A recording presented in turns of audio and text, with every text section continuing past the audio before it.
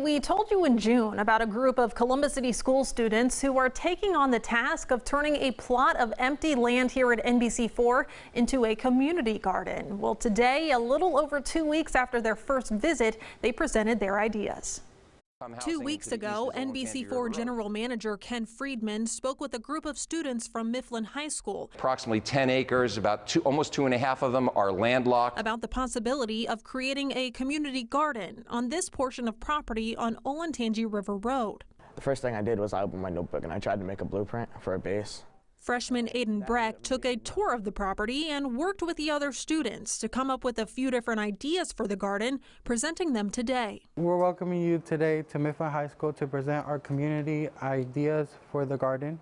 The project is part of a program involving Columbus City Schools and the Corda Institute for Teaching. So having a garden and towards here can help out the families.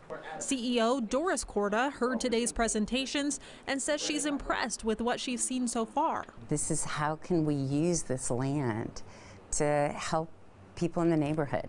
Several apartment complexes surround the station, and with the closest grocery store about a mile away, many of its neighbors currently grow their own vegetables. The plans unveiled today include options for fresh produce, how community members can access the garden, security, and potentially adding a playground for kids. I think these students came up with some really great ideas, and it'll be really interesting to see which of them get used. But most importantly, I'm excited about the kids feeling empowered as they've learned. Boy, I have ideas, and there are people who care about them.